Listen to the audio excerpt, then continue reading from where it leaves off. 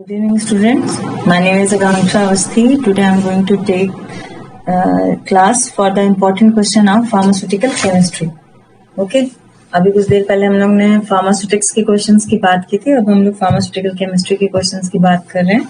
तो अब हम स्टार्ट करते हैं आपके फार्मास्यूटिकल केमिस्ट्री के कंटेंट्स पे चैप्टर नंबर 1. ठीक है.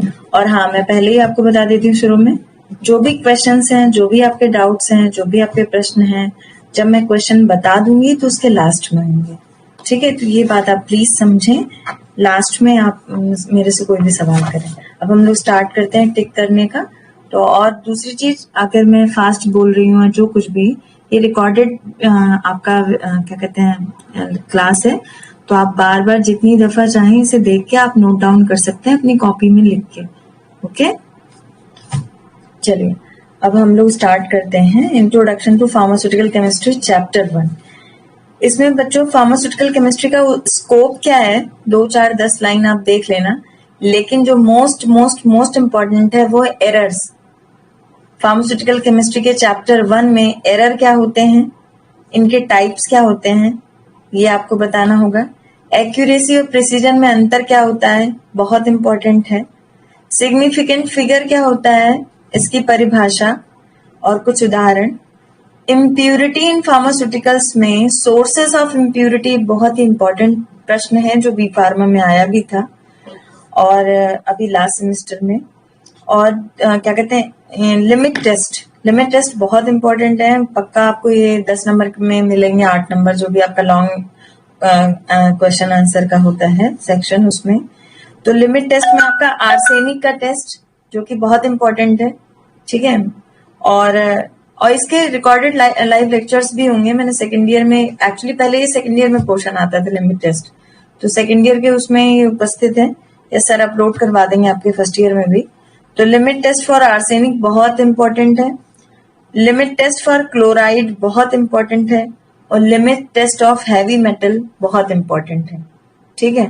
अगर आप कोई एक भी लिमिट टेस्ट याद कर लेंगे तो आप चाहें तो मान लो सल्फेट या आयरन आ गया तो सल्फेट आयरन की सिर्फ प्रिंसिपल याद कर लीजिए, बाकी सारा कंटेंट उसमें लिख सकते हैं. ठीक है, सल्फेट और आयरन के लिए.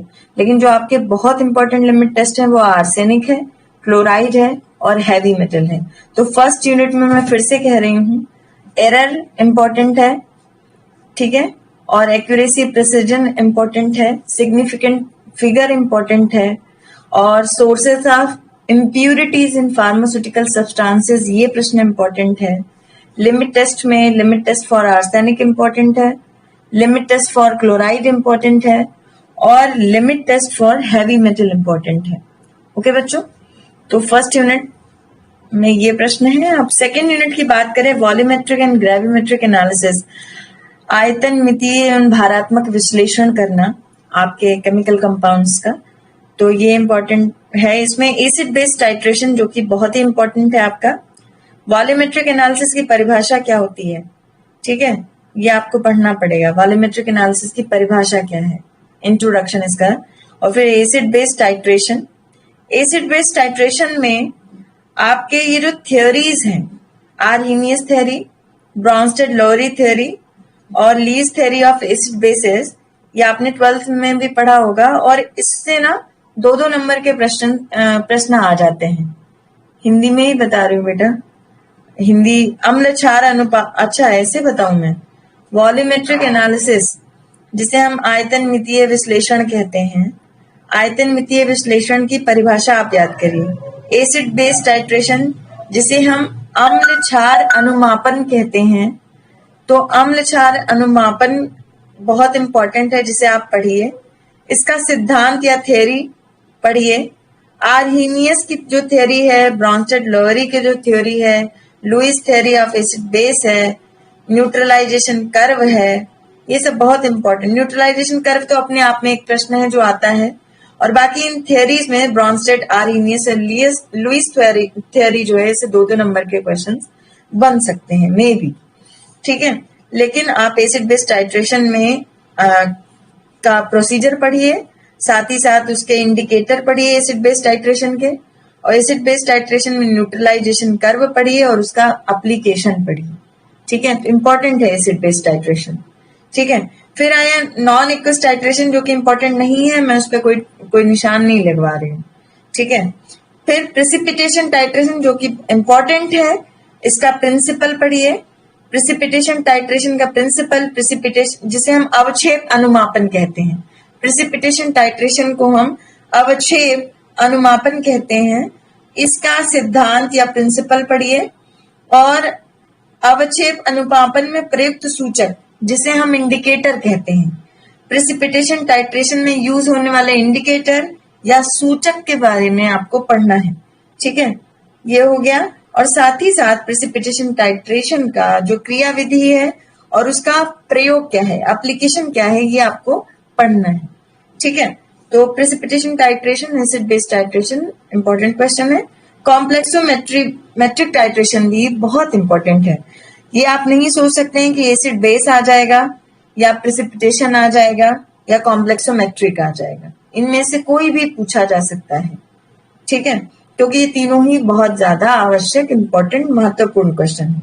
कॉम्प्लेक्सोमेट्रिक टाइट्रेशन में जिसे हम सम्मिश्रितमीय क्या कहते हैं, सम्मिश्रितमीय अनुपापन, कॉम्प्लेक्सोमेट्रिक जिसमें सम्मिश्रितमीय अनुपापन जिसको हम कॉम्प्लेक्सोमेट्रिक टाइट्रेशन कहते हैं, इसका हमें प्रिंसिपल या सिद्धांत पढ़ना है। ठीक है, और जिसका हमें क्या कहते हैं, क्लासिफिकेशन तो नहीं पढ़ना है, एंड पॉइंट डिटेक्शन पढ़ना है, चिलेट की परिभाषा आपको पढ़नी है, और प्रयोग क्या है कॉम्प्लेक्सोमेट्रिक टाइट्रेशन के, ये आपको पढ़ने हैं। ठीक है बच्चों, आप रेडॉक्स टाइट्रेशन नहीं इंपॉर्टेंट है, इसकी सिर्फ परिभाषा पढ़िएगा। ठीक है, ग्रेविमेट्रिक एनालिसिस इंपॉर्टेंट है, इसकी परिभाषा और प्रिंसिपल। रेडॉक्स टाइट्रेशन की भी परिभाषा प्रिंसिपल पढ़िए, ग्रेविमेट्रिक का भी। ठीक है, तो आपका हो गया ये सेकेंड यूनिट, जिसमें मैं फिर से कह रही हूँ एसिड बेस टाइट्रेशन जिसे हम अम्ल क्षार अनुमापन कहते हैं। इसमें जितनी थ्योरी है, आर्हेनियस, ब्रॉन्स्टेड, लुईस थ्योरी, ये आपको पढ़नी है क्योंकि ये 2-2 नंबर में आ सकती हैं। न्यूट्रलाइजेशन कर्व 5 नंबर में भी आ सकता है एसिड बेस टाइट्रेशन का ये प्रश्न। और एप्लीकेशन क्या है एसिड बेस टाइट्रेशन के, एसिड बेस टाइट्रेशन में प्रयुक्त होने वाले जो सूचक या इंडिकेटर हैं उसके बारे में आपको पढ़ना है। ठीक है, नॉन एक्वस टाइट्रेशन को मैं छोड़ रही हूँ, आप चाहे तो इसकी परिभाषा सिर्फ पढ़ें। ठीक है, प्रेसिपिटेशन टाइट्रेशन में ये इंपॉर्टेंट है, महत्वपूर्ण है, जिसे हम अवक्षेप अनुमापन कहते हैं। इसका प्रिंसिपल, इसके इंडिकेटर और कैसे इस प्रेसिपिटेशन टाइट्रेशन को हम करते हैं, इसकी क्रियाविधि और इसके प्रयोग क्या है, इसके यूजेस क्या है, एप्लीकेशंस क्या है।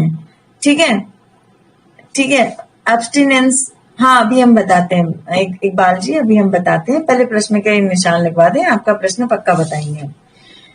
फिर आया प्रेसिपिटेशन टाइट्रेशन हो गया आपका, और कॉम्प्लेक्सोमेट्रिक टाइट्रेशन जिसे हम सम्मिश्र मिश्र अनुमापन कहते हैं, इसकी प्रिंसिपल, इसकी थ्योरी, इसका मेथड। और चिलेट का क्वेश्चन आता है आपका एंड पॉइंट डिटेक्शन से, शायद कुछ 1-2 नंबर में पूछ सकता है।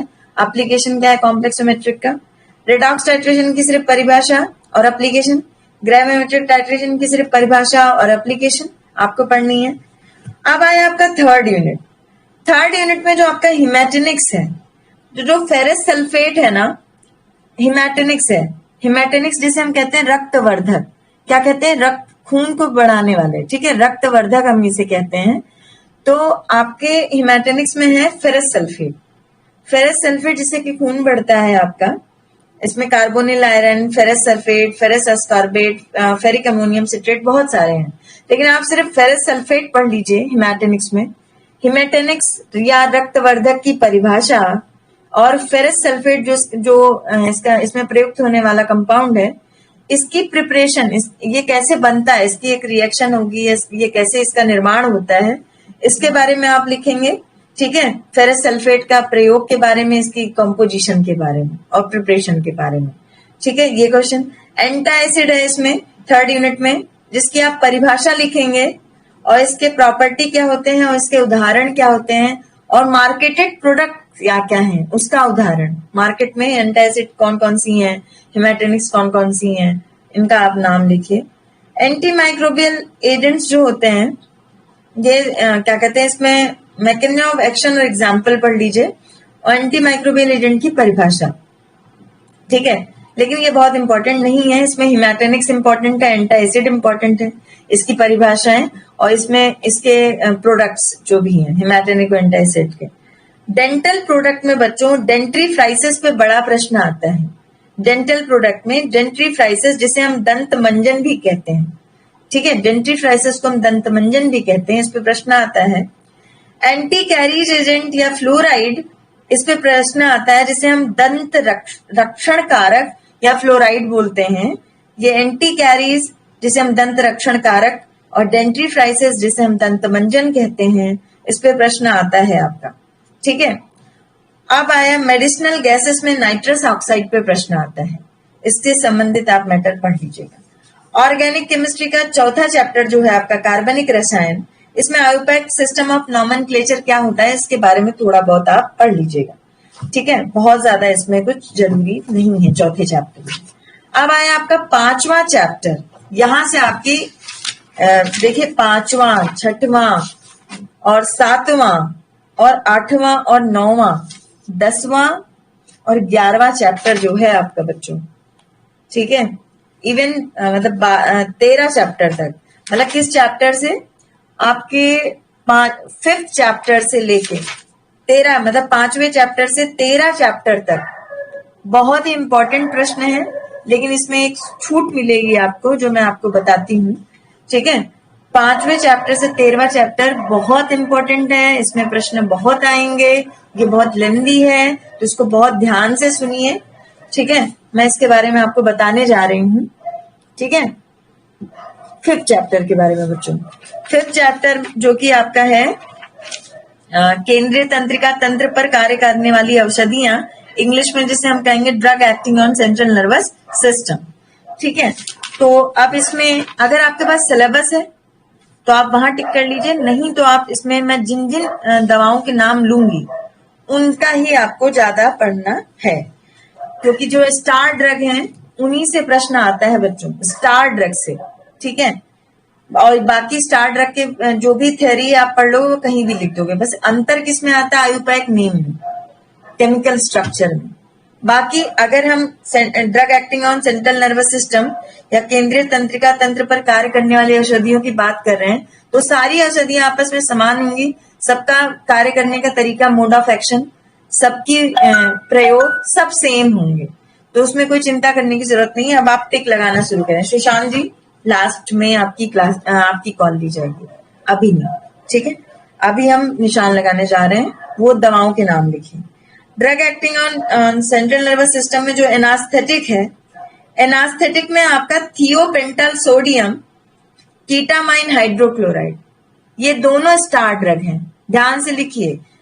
एनास्थेटिक में 5वें चैप्टर में थियोपेंटल सोडियम और कीटामाइन हाइड्रोक्लोराइड दोनों ही स्टार ड्रग हैं, जो कि बहुत इंपॉर्टेंट हैं, और इनके बारे में आपको क्या क्या पढ़ना है, ठीक है। इनके बारे में आपको पढ़ना है, एक तो आप इनका केमिकल स्ट्रक्चर और आयुपैक नेम पढ़ेंगे, थियोपेंटल सोडियम का और कीटामाइन हाइड्रोक्लोराइड का। क्या आप उत्तर लिखने का तरीका भी देख लीजिए, इसमें सिर्फ नाम नहीं क्वेश्चन का, उत्तर का तरीका भी देखिए। थियोपेंटल सोडियम या कीटामाइन हाइड्रोक्लोराइड का आप केमिकल नेम और स्ट्रक्चर, मतलब वही आयुपैक नेम और स्ट्रक्चर याद करेंगे जरूर से, क्योंकि इस पे आपके प्रश्न आते हैं अलग से, केमिकल स्ट्रक्चर या आयुपैक नेम पे 2-2 नंबर के, तो ये तैयार करिए, केमिकल नेम और स्ट्रक्चर। मोड ऑफ एक्शन इसका आता है, ठीक है, लिखना पड़ेगा आपको, chemical name structure, mechanism of action, ठीक है, क्रियाविधि, मैकेनिज्म ऑफ एक्शन का मतलब क्रियाविधि, और केमिकल नेम एंड स्ट्रक्चर का मतलब रासायनिक नाम और संरचना, ठीक है, और यूजेस मतलब उपयोग, स्टेबिलिटी और storage condition, types of formulation, और पॉपुलर ब्रांड नेम जो मार्केट में है। इतनी हेडिंग आपको कवर करनी पड़ेगी, है ना, जो आपके कीटामाइन है आपका, और साथ ही साथ थियोपेंटल सोडियम है। कीटामाइन हाइड्रोक्लोराइड, थियोपेंटल सोडियम का आपको केमिकल नेम, स्ट्रक्चर, रासायनिक नाम या संरचना, मोड ऑफ एक्शन या क्रियाविधि हिंदी में, यूजेज या प्रयोग, स्टेबिलिटी इन स्टोरेज कंडीशन, स्थिरता या भंडारण की स्थिति, टाइप्स ऑफ फॉर्मुलेशन, और पॉपुलर ब्रांड नेम। इतनी हेडिंग कवर करके आपको लिखना पड़ेगा, कोई भी अगर कंपाउंड आता है तो अब मैंने आपको तरीका बता दिया कि आंसर कैसे लिखना है। Chemical name, structure, mechanism of action, uses, stability, storage, types of formulation, popular brand name, इतना आपको लिखना ही लिखना है।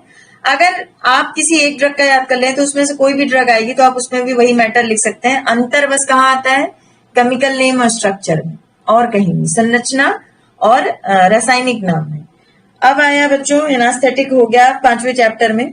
सिडेटिव हिप्नोटिक में डाइजीपाम, एल्प्राजोलम और फिनोबार्बिटॉल इंपॉर्टेंट है। इसका भी आपको chemical name, structure, mode of action, stability, storage, uses, ये सब लिखना पड़ेगा। सिडेटिव हिप्नोटिक को हम शामक एवं निद्रा कारक औषधियां कहते हैं, ठीक है। तो जिसमें आपको डाइजीपाम और एल्प्राजोलम और फिनोबार्बिटल इंपॉर्टेंट है।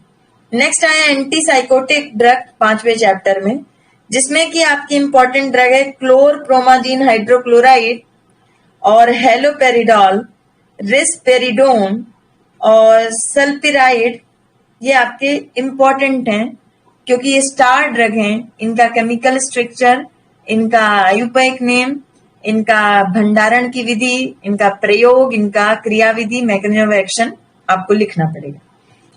फिर से सीएनएस 5th चैप्टर में जो अगली ड्रग है एंटी कन्वर्जेंट है, जिसमें कि आपका फिनाइटोइन इंपॉर्टेंट है, आपका कार्बामाजीपाइन इंपॉर्टेंट है और वेलप्रोइक एसिड इंपॉर्टेंट है और गाबापेंटिन इंपॉर्टेंट है। इन चारों का भी आपको रासायनिक नाम, संरचना, chemical name, chemical structure and Ayurvedic name और मैकेनिज्म ऑफ एक्शन, स्टोरेज की कंडीशन और क्या कहते हैं यूजेस लिखना पड़ेगा, यूजेस, ठीक है। अब आया एंटी डिप्रेसेंट ड्रग, जिसमें कि आपकी इंपॉर्टेंट है अमीट्रिप्टाइलिन हाइड्रोक्लोराइड, इमीप्रामिन हाइड्रोक्लोराइड, फ्लूऑक्सीटाइन, क्योंकि ये स्टार ड्रग हैं। इनके आयुर्वेदिक नेम, इनका केमिकल स्ट्रक्चर, इनका मोड ऑफ एक्शन, इनका स्टोरेज कंडीशन, स्टेबिलिटी, स्टोरेज और इनका उपयोग लिखना पड़ेगा आपको। नेक्स्ट इसी में 5वें चैप्टर में जो कि अगली चीज है, अभी तक तो इन्होंने सेंट्रल नर्वस सिस्टम पे काम करने वाली दवाओं की बात की। अब ऑटोनॉमिक नर्वस सिस्टम पे काम करने वाली जो दवाएं हैं उनमें है आपका सिंपैथोमाइमेटिक एजेंट। अच्छा बच्चों एक चीज और, जैसे मैंने एनास्थेटिक में बोला थियोपेंटल सोडियम कीटामाइन हाइड्रोक्लोराइड, ये तो आपको लिखना ही है, इनके केमिकल नेम, स्ट्रक्चर सब कुछ, लेकिन एनास्थेटिक की परिभाषा लिखनी है, आपको पढ़नी पड़ेगी। सिडेटिव एनास्थेटिक को हम निश्चेतक औषधियां कहते हैं, इसकी परिभाषा पढ़िए। और इस साथ साथ इसकी ड्रग सिडेटिव हिप्नोटिक की परिभाषा, जिसे हम सामक और निद्रा कारक औषधियां कहते हैं। एंटीसाइकोटिक, इसकी हिंदी यहाँ नहीं लिखी है, एंटीसाइकोटिक की भी परिभाषा आपको पढ़नी पड़ेगी और साथ ही साथ एंटी कन्वर्जेंट की परिभाषा आपको पढ़नी पड़ेगी और इसकी ड्रग्स पढ़नी पड़ेंगी। एंटी डिप्रेशन की परिभाषा पढ़नी पड़ेगी और इसकी ड्रग्स लिखनी पड़ेंगी, और कैसे लिखनी है मैं बता चुकी हूँ। फिर आया आपका next drug acting on autonomic nervous system में सिंपैथोमाइमेटिक एजेंट क्या होते हैं, इसकी परिभाषा। और इसमें जो ड्रग्स आती हैं, नॉरएफेड्रिन ये एक स्टार ड्रग है और डोपामाइन एक स्टार ड्रग है और नेफाजोलिन ये भी एक स्टार ड्रग है, जिसके आने की संभावना 100% है, जिसका केमिकल स्ट्रक्चर, आयुर्वेदिक नेम आपको रटना और याद करना पड़ेगा। इसका mode of action, stability, storage और यूसेस आपको लिखना पड़ेगा। ठीक है, तो इसमें ये हो गया आपका। अब उसके बाद ये है आपका एड्रिनर्जिक एंटागोनिस्ट। इसमें कोई भी स्टार ड्रग नहीं है तो इसे आप छोड़ भी सकते हैं, लेकिन फिनॉक्सी बेंजामाइन प्राजोसिन जो अगली ड्रग है तो ये नहीं इंपॉर्टेंट है, लेकिन इसमें बीटा ब्लॉकर इंपॉर्टेंट है। क्या होते हैं बीटा एड्रिनर्जिक ब्लॉकर, इसकी परिभाषा, इसकी ड्रग है प्रोप्रानोलॉल, एटिनोलॉल। ये दोनों दवाएं बहुत इंपॉर्टेंट हैं, जिनका chemical name, chemical structure, Ayurvedic name, mechanism of action और स्टेबिलिटी, स्टोरेज कंडीशन और यूजेस आपको पढ़ना पड़ेगा क्योंकि ये स्टार ड्रग हैं, प्रोप्रानोलॉल, एटिनोलॉल। फिर आया कोलिनर्जिक ड्रग क्या होती हैं और उससे रिलेटेड ड्रग, इसकी परिभाषा आपको कोलिनर्जिक की पढ़नी पड़ेगी। इसमें ड्रग आपकी स्टाइल कोलिन महत्वपूर्ण है, जिसका आपको केमिकल स्ट्रक्चर, आयुर्वेदिक नेम आपको पढ़ना है बच्चों। और नियोस्टिगमाइन भी आपकी इंपॉर्टेंट है, जिसका आपको chemical structure, Ayurvedic name, mode of action और यूसेस स्टेबिलिटी स्टोरेज पढ़ना पड़ेगा बच्चों। फिर नेक्स्ट आपका आ गया कोलिनर्जिक ब्लॉकिंग एजेंट। ये क्या होता है, इसकी परिभाषा, इसकी ड्रग है एट्रोपिन सल्फेट। इसकी ड्रग का नाम है एट्रोपिन सल्फेट, जो कि स्टार ड्रग है। इसका भी आपको chemical structure, IUPAC name, mode of action, storage, stability, usage पढ़ना पड़ेगा। अब आया drug acting on cardiovascular system. तो 5वां चैप्टर हो गया, 6वां चैप्टर हो गया। अब 7वें चैप्टर पे हम आए, जो हृदय वाहिका तंत्र और पे कार्य करने वाली औषधियां हैं। तो एंटी एरिथमिक ड्रग, इसकी परिभाषा आपको पढ़नी पड़ेगी। और इसमें जो दवाएं आती हैं, तो दवाई कौन सी इसमें इंपॉर्टेंट है बच्चों, फिनाइटोइन सोडियम। कौन सी, फिनाइटोइन सोडियम, जो कि एक स्टार ड्रग है। आपको इस स्टार ड्रग का जो सीवीएस पे, कार्डियोवेस्कुलर सिस्टम पे काम करती है, इसका आपको केमिकल स्ट्रक्चर, आईयूपैक नेम आपको पढ़ना होगा। ठीक है बच्चों। उसके बाद जो है आपका इसमें ये आपका हो गया फिनाइटोइन सोडियम एंटी एरिथमिक ड्रग, जिसकी एंटी एरिथमिक की सर्वप्रथम परिभाषा, फिर फिनाइटोइन सोडियम का केमिकल स्ट्रक्चर और आईयूपैक नेम। फिर उसके बाद जो है आपका इसमें कुछ भी इंपॉर्टेंट ऐसा नहीं है क्योंकि स्टार ड्रग नहीं है। फिर नेक्स्ट जो हम एंटी हाइपरटेंसिव एजेंट पढ़ने जा रहे हैं। एंटी हाइपरटेंसिव एजेंट्स में बच्चों आपका जो कि इंपॉर्टेंट है एंटी हाइपरटेंसिव में, प्रोप्रानोलॉल। सबसे पहले तो एंटी हाइपरटेंसिव की डेफिनेशन, क्या, एंटी हाइपरटेंसिव की डेफिनेशन आपको पढ़नी है। फिर प्रोप्रानोलॉल जो दवा है, ये स्टार ड्रग है एंटी हाइपरटेंसिव की। कैप्टोप्रिल, ये भी एक स्टार ड्रग है। और यही 2 ड्रग यहाँ पे स्टार ड्रग है एंटी हाइपरटेंसिव एजेंट में, प्रोप्रानोलॉल और कैप्टोप्रिल, जिसका आपको chemical structure, IUPAC name, mode of action और यूसेज, स्टेबिलिटी, स्टोरेज कंडीशन आपको पढ़ना पड़ेगा। यदि आपको ये स्टार ड्रग याद है ना इन सब चैप्टर्स की, तो इन चैप्टर से कुछ भी आएगा आप लिख सकते हैं, और मोस्टली ये स्टार ड्रग ही पूछी जाती है। ठीक है, तो ये हो गया आपका एंटी एरिथमिक और एंटी हाइपरटेंसिव। अब एंटी एंजाइनल एजेंट। तो एंटी एंजाइनल एजेंट की एक तो सर्वप्रथम आपको परिभाषा लिखनी है, उसके बाद इसमें कोई स्टार ड्रग नहीं है बच्चों, तो आप इसे छोड़ भी सकते हैं। ठीक है, लेकिन इसकी परिभाषा नहीं छोड़ेगा एंटी एंजाइनल की। ठीक है, वैसे इसकी दवा है आइसोसर्बाइड डाइनाइट्रेट। पता नहीं लग रहा है कि थोड़ा सा पढ़ लीजिए इसे। आइसोसर्बाइड डाइनाइट्रेट का केमिकल स्ट्रक्चर या क्या कहते हैं आईयूपैक नेम मत पढ़िए, लेकिन उसकी थेरी पढ़ जाइए एंटी एंजाइनल एजेंट के ड्रग की, आइसोसर्बाइड डाइनाइट्रेट की। ऐसा लग रहा है मुझे कि शायद आ सकता है। अब चैप्टर नंबर 8 में अगर आए तो डायूरेटिक की परिभाषा आपको पढ़नी पड़ेगी, जिसमें कि आपकी जो ड्रग इंपॉर्टेंट है फ्यूरोसेमाइड, क्योंकि एक स्टार ड्रग है। इसका chemical structure, IUPAC name, mode of action और क्या कहते हैं यूसेज, स्टोरेज, स्टेबिलिटी कंडीशन आपको पढ़नी पड़ेगी। अगर आपने फ्यूरोसेमाइड याद कर लिया डायूरेटिक में, तो डायूरेटिक की कोई भी ड्रग आ जाए आप सब में वही लिख के आ जाएगा। इसी तरह पीछे सारे हैं। एनास्थेटिक में अगर आपने स्टार ड्रग रटी है, उससे कोई भी ड्रग आ जाए तो आप उसे लिख सकते हैं। ठीक है, ऑटोनॉमिक नर्वस सिस्टम में अगर आपने स्टार ड्रग पढ़ी है और या कोई और ड्रग आ जाए तो भी आप उसमें पूरा लिख सकते हैं। ठीक है, केमिकल स्ट्रक्चर, आईयूपैक नेम सिर्फ स्टार ड्रग का आता है। तो डायूरेटिक हो गया आपका। डायूरेटिक में प्रोप्रानोलॉल, सॉरी फ्यूरोसेमाइड इंपॉर्टेंट है डायूरेटिक में। अब आया आपका हाइपोग्लाइसेमिक एजेंट। हाइपोग्लाइसेमिक एजेंट जो मधुमेह रोगियों को दिए जाते हैं शुगर को कम करने के लिए। ठीक है, तो हाइपोग्लाइसेमिक एजेंट क्या होते हैं, पहले इसकी परिभाषा हिंदी में, फिर उसके बाद आपको मेटफॉर्मिन जो कि स्टार ड्रग है, इसका केमिकल स्ट्रक्चर, इसका आईयूपैक नेम, इसका मोड ऑफ एक्शन, इसका क्या कहते हैं यूसेज, स्टोरेज, स्टेबिलिटी आपको पढ़ना पड़ेगा। ग्लिबेनक्लेमाइड भी एक स्टार ड्रग है जिसका आपको सेम यही सब कुछ पढ़ना है। IUPAC name, chemical structure, storage, stability, mode of action, usage आपको पढ़ना पड़ेगा। ठीक है, अब आया analgesic and anti inflammatory agent, जो कि चैप्टर नंबर 10 की बात है। इसमें जो स्टार ड्रग है बच्चों, जो दर्द निवारक दवाएं हैं, इसमें स्टार ड्रग है।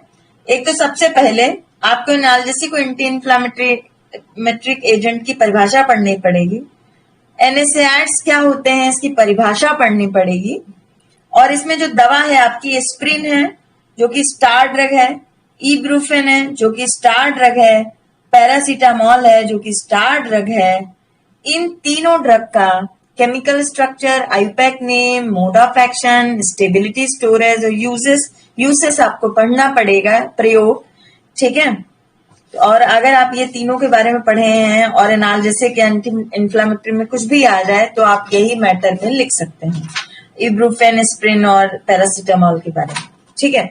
अब आया इसी चैप्टर में आपका 11th चैप्टर नंबर 11, इसमें एंटी इन्फेक्टिव एजेंट, संक्रमण रोधी कारक, जिसमें कि बच्चों आपका एंटी फंगल एजेंट जो है इसकी परिभाषा आपको पढ़नी पड़ेगी। और इसमें जो इम्पोर्टेंट है स्टार ड्रग कीटोकोनाजोल, कीटोकोनाजोल का आपको, क्योंकि ये स्टार ड्रग है, फ्लूकोनाजोल ये भी एक स्टार ड्रग है एंटी फंगल की, आपको इन दोनों का chemical structure, IUPAC name, mode of action, stability, storage और यूजेस पढ़ना पड़ेगा, ठीक है। अगर आप इन दोनों को पढ़ लेते हैं तो एंटी फंगल एजेंट के बारे में कुछ भी आया आप वही कंटेंट लिख सकते हैं। यूरिनरी ट्रैक्ट इन्फेक्टिव एजेंट, जिसमें कि आपकी स्टार ड्रग है ओफ्लॉक्सासिन, ठीक है। मूत्र मार्ग संक्रमण रोधी कारक में जो दवा इंपॉर्टेंट है वो है ओफ्लॉक्सासिन। ओफ्लॉक्सासिन का chemical structure, IUPAC name, mode of action और क्या कहते हैं क्या है यूसेस और स्टेबिलिटी, स्टोरेज आपको पढ़नी पड़ेगी। कुछ भी आ जाए तो आप यही लिख सकते हैं। एंटी ट्यूबरकुलर ड्रग में आपका आइसोनियाजाइड, INH आपकी स्टार ड्रग है, और प्रीटोमैनिड ये भी एक आपकी स्टार ड्रग है जो टीबी में प्रयोग होती है, आइसोनियाजिड और प्रीटोमैनिड।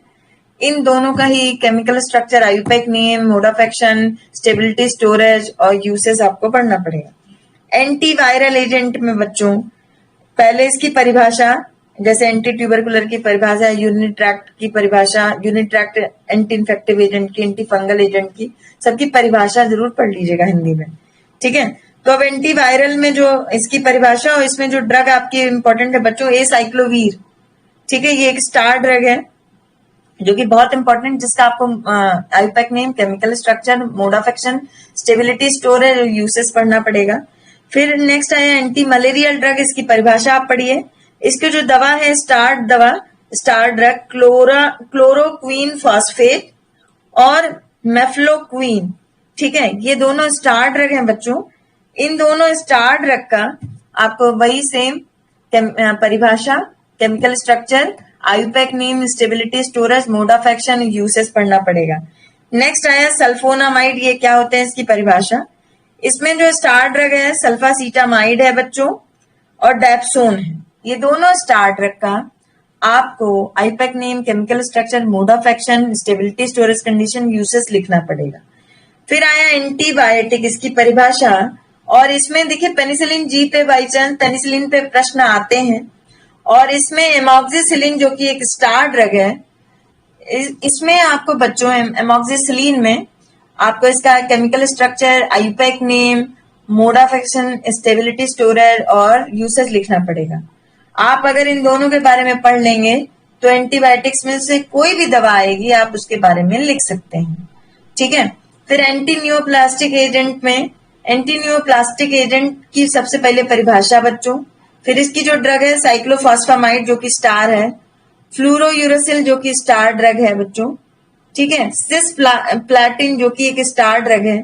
इन तीनों को, ये एंटी कैंसर ड्रग है, एंटी न्यूप्लास्टिक, इन तीनों का chemical structure, IUPAC name, mode of action, stability, storage condition, usage आपको पढ़ना है, ठीक है। तो ये आपको ध्यान रखना पड़ेगा कि एंटी इन्फेक्टिव एजेंट कौन होते हैं, इनकी दवाएं कौन कौन सी हैं, एंटीवायरल ड्रग कौन होती है, इनकी दवाएं कौन कौन सी है, एंटी मलेरियल कौन कौन सी, इनकी दवाएं कैसी, इनके नाम, और फिर उसके बाद इसकी स्टार ड्रग, उसकी थ्योरी आपको पूरी याद कर लेनी है। अगर उससे संबंधित कोई प्रश्न आता है तो आप उसे लिख सकते हैं। तो बच्चों मैंने ये आज आपका केमिस्ट्री का भी क्वेश्चन टिक करा दिया है, रिकॉर्डेड फॉर्म में है। अब आप कोई प्रश्न पूछना चाहते हैं तो पूछें। एक बच्चा पूछ रहा है एब्स्टिनेंस क्या होता है, हिंदी में बताओ प्लीज। ओके, एब्स्टिनेंस बताते हैं आपको, बताइए। अगर किसी को कोई कॉल करनी है, कुछ पूछना है तो प्लीज मुझसे पूछ लें, ठीक है। अब आप हैंड रेज कर सकते हैं, अब मैं फ्री हो गई। अनीश, जी अनीश जी बताइए। कुछ उसका टेक्निक है जो केमिकल स्ट्रक्चर उसका बना सके, केमिकल नेम और स्ट्रक्चर का। हाँ केमिकल स्ट्रक्चर, जी जी। उसको मतलब पढ़ने का कुछ तरीका है उसका नाम याद करने का। बेटा रटना पड़ेगा, और बाकी जिनकी केमिस्ट्री अच्छी रहती है वो तो अपने आप ही उसका आईपैक नेम लिख देते हैं, ठीक है। लेकिन देखिए पास होने के बहुत तरीके हैं। आपको अगर नहीं याद हो रहा है तो उसका mode of action, stability, storage कुछ तो याद हो जाएगा ना अरे आपको। याद हो जाएगा मैम, बस हाँ? उसका बात कर रहे हैं, केमिकल स्ट्रक्चर और केमिकल नेम का। हाँ अगर नहीं याद हो पा रहा है, क्योंकि वो एक रात वाली फाइट तो नहीं होती है, तो आप उससे संबंधित जो भी और थियरी याद कर सकते हैं उसको पक्का कर लीजिए, ठीक है। और स्ट्रक्चर ना बनाए तो नंबर ज्यादा कटेगा। नहीं, पास होना जरूरी है। अगर जितना प्रश्न बता दिया है तुम्हें उतना तैयार कर लोगे ना तो आपको कोई दिक्कत नहीं होगा, ठीक है। तो मैम ऑब्जेक्टिव करा दीजिए इसका। तो ऑब्जेक्टिव क्या है? हाँ MCQ क्वेश्चन करा दीजिए, एक बार एक क्लास लेके उसको 50 क्वेश्चन लगभग में करा दीजिए, इम्पोर्टेंट देख के। देखो हम इसको ना सॉल्व पेपर से देखेंगे उसी या वैसे अभी सिलेबस चेंज हुआ है जो मुझे लगता है। चलो मैं प्रयास करती हूँ। जैसे मैम उसमें कई नंबर, फार्माकोगनोसी का पेपर हुआ उसमें 5-6 नंबर कट गया, 20 में 5-6 नंबर गया, फिल इन द ब्लैंक्स में। देखो फार्मास्यूटिक्स में फेल नहीं होगे, फार्माकोगनोसी फार्मा उसमें भी नहीं होगे, परेशान नहीं हो, ठीक है। फेल नहीं होगे अगर आप करा दीजिए ऑब्जेक्टिव, 20 नंबर का है। कह रही हूँ तैयार करने को। आप सब मतलब सारे चैप्टर में निशान क्यों लगवाया है कि अगर इसमें से कुछ इम्पोर्टेंट मतलब कुछ तो लिख के आओगे, सबसे कुछ अटेम्प्ट करके आओगे ना तो नहीं फिर मैम ये समझ जाएगा, वो MCQ का बात है और फिल इन द ब्लैंक्स का बात है। फिर भी वो 20 नंबर का फिल इन द ब्लैंक और ऑब्जेक्टिव। आपका लॉन्ग क्वेश्चन तो इम्पोर्टेंट है ना, लिमिट टेस्ट आना ही आना है, टाइट्रेशन आना ही आना है लॉन्ग क्वेश्चन में, ठीक है। और जो है क्या कहते हैं हैमर मिल, बॉल मिल, साइज रिडक्शन, ये सब आना ही आना है। स्टैटिस्टिक्स का है। 30 नंबर आपका हो गया। अगर जिसने लिमिट टेस्ट तैयार कर ली, टाइट्रेशन तैयार कर लिए, वो पास ऐसे ही हो गया बच्चों, ठीक है। लिमिट टेस्ट और टाइट्रेशन और क्या कहते हैं हैमर मिल, बॉल मिल, साइज रिडक्शन, साइज सेपरेशन, ये सब पढ़ लिया, ठीक है। होमोजेनाइजर ये सब, साइक्लोन सेपरेटर ये सब, फ्लूइडाइज बेड ड्रायर, तो ऐसे ही पास हो जाएगा इंसान स्ट्रक्चर के साथ। फेल नहीं हो गए इसमें अगर जितना बताया गया है। और बाकी अच्छा वो हम सुटिक्स की बात इसमें मिक्स कर यस मैम, बाल में लेबर में स्टैटिस्टिक्स में है। हमें सुटिक्स पे आ गई। Reduction, separation. हाँ हाँ, इसमें केमिस्ट्री में भी तुम लोग फेल नहीं होगे। केमिस्ट्री में भी तुम लोग फेल नहीं होगे, क्यों? क्योंकि जो तुम लोग 20 नंबर के लिए परेशान हो रहे हो ऑब्जेक्टिव के लिए, बच्चों अगर देखो इसमें तो अगर तुम ये तैयार कर ले रहे हो लिमिट टेस्ट सारे, ठीक है, और ये सोर्सेज ऑफ इम्प्योरिटी आता ही आता है, एक्यूरेसी प्रिसीजन आता ही आता है, तुम फेल नहीं होगे। तो लिमिट टेस्ट तैयार कर डालो। वॉल्यूमेट्रिक एनालिसिस में acid base titration, precipitation, complexometric titration आता ही आता है, ग्रेविमेट्रिक एनालिसिस आता ही आता है। इतना आपका तैयार है, इसमें से पक्का 20 क्वेश्चन आपका इन दोनों चैप्टर में तैयार हो गया। 20 क्वेश्चन कहीं नहीं गए, ठीक है। फिर ये छोटी छोटी डेफिनेशन पूछ लेता है, इस पे भी नहीं। हम बड़े क्वेश्चन की बात करें अगर, तो अब ये जो आपके हैं 5वें से आपका क्या कहते हैं 13 चैप्टर तक आपको नहीं याद हो रहा है केमिकल स्ट्रक्चर और आईपैक नेम, लेकिन चैप्टर नंबर 5 से चैप्टर नंबर 13 तक आप थ्योरी तो याद कर सकते हैं। हो जाएगा मैम, थियरी हो जाएगा। हाँ वो याद कर सकते हैं ना, तो वो मत छोड़िए, स्टार्ट रखिए। उसमें ज्यादा नंबर नहीं कटेगा स्ट्रक्चर और केमिकल में। अगर आपको स्टार ड्रग याद है तो आप उसी की थ्योरी पूरी उसमें लिख दीजिए, ठीक है।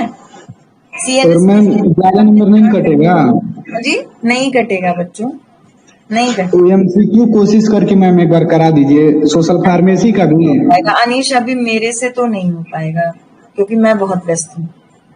सोशल फार्मेसी का भी लेट में आपका क्लास ले रही हूँ, आप सोच लो मेरे पास टाइम नहीं है बच्चों। बस ये मैंने आपको बता दिया, अब आप अपने से अपनी कमान संभालें, एग्जाम दें, हो जाएगा। करना चाहेंगे तो सब कुछ हो जाएगा, बहुत समय है, ठीक है।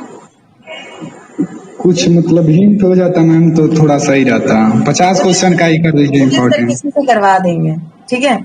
उनसे और आप बोले तो पता है, अगर आप थ्योरी पढ़ेंगे ना, आप बार बार अनीश बहुत गलत डायरेक्शन में अपने को परेशान कर रहे हैं, व्याकुल उस चीज पे हो रहे हैं, परेशान उस चीज पे हो रहे हैं जिससे आपको कोई प्रभाव नहीं पड़ने वाला, आप परेशान हो रहे हैं। आप चुपचाप जितना बताया गया आप उसे पढ़िए, उसी में से आपको अपने आप ऑब्जेक्टिव, अपने आप फिल इन द ब्लैंक सब कुछ मिल जाएगा, अगर आप इतना पढ़ लिए तो। ठीक है, वो हो जाएगा मैम, हो जाएगा। हो जाएगा, परेशान मत होइए। ठीक है। कोगनोसी बढ़िया पेपर गया है मैम, बस फिल इन द ब्लैंक्स में कुछ गड़बड़ी हो गया है। अरे 20 नंबर के लिए परेशान हो रहे हो, बाकी का जो 60 नंबर है उसको नहीं कह रहे। पास हो गए नहीं आप, मैम, सही तो आप हुआ है, हाँ? सही हुआ है 60 पास, नंबर। हाँ, तो आप 20 नंबर के लिए इरिटेट मत होइए। आपका कैलकुलेशन 60 नंबर का तो भी तो तैयार है ना, तो उसमें तो आप पास तो होने ही वाले हैं। ठीक है, 30 नंबर तो आ ही जाएंगे। ओके ठीक है मैम। जी। और किसी को कुछ पूछना है? बाकी अब लेट भी बहुत हो गया, आप सब सोइए, आराम से पढ़िए। और किसी को कुछ, हाँ, एब्स्टिनेंस वाले जो व्यक्ति थे जो पूछ रहे थे बार बार, किसी चीज को छोड़ना, आपकी किसी बुरी आदत को, आपके किसी गलत बात को, आपके किसी नशीली या किसी नशे की प्रवृत्ति को छोड़ना ही एब्स्टिनेंस होता है। और मैं ये पूछना चाहती हूँ कि ये कहाँ से रिलेटेड है आपके उससे चैप्टर से जो मैं अभी पढ़ा रही थी? रिलेटेड तो था नहीं, तो भी आप लोग पूछ रहे थे। चलिए कोई नहीं, मैं अब ये सब जो आप ये वो है, मैं आगे से ना अनवांटेड क्वेश्चन, अननेसेसरी क्वेश्चंस का रिप्लाई नहीं करूंगी, क्योंकि सरलता से मैं आप लोगों के लिए तैयार हूं कि आप पढ़ें और समझें। तो इसका मतलब ये नहीं कि आप अननेसेसरी क्वेश्चंस पूछेंगे, है ना बच्चों? Okay, thank you.